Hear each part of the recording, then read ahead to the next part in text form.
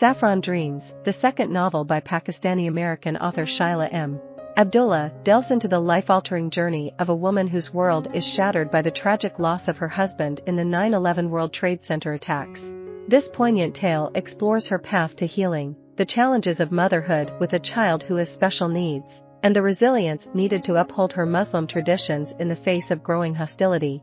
The novel's narrative unfolds through the first-person perspective of the protagonist, presented as a memoir reflecting on her darkest period, ultimately tracing her rediscovered faith and self-assurance. While the novel employs flashbacks interspersed with present-day storytelling, this summary arranges the events chronologically.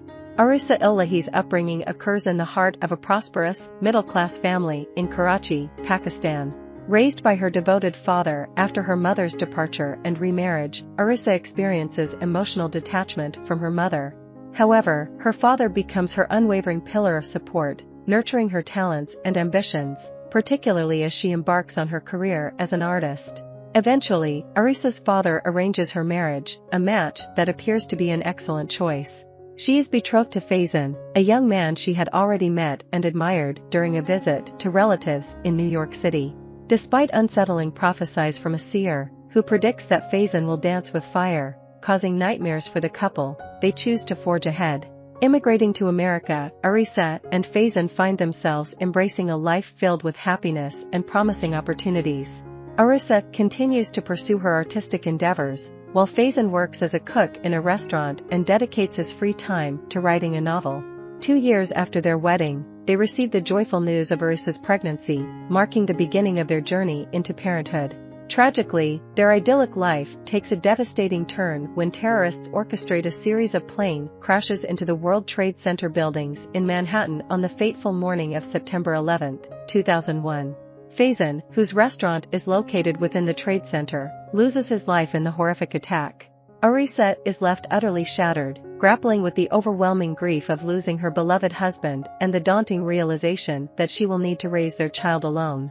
Amidst this profound loss, Arissa confronts another heart-wrenching revelation. A prenatal screening reveals that her unborn child has Charge syndrome, a complex disorder affecting multiple facets of the body, potentially leading to various disabilities and a heightened risk of childhood mortality. In the midst of this adversity, Arissa grapples with her faith in God, questioning why such overwhelming challenges have befallen her all at once. Her contemplation of her Muslim identity becomes fraught with the disconcerting stares she encounters while wearing her hijab in public. Following the 9/11 attacks, being visibly identified as a Muslim becomes perilous and uncomfortable, even though Arissa feels no connection or sympathy with the perpetrators, including her late husband's tragic fate. Her vulnerability is cruelly exposed one day when she becomes the target of a subway attack by a group of skinheads.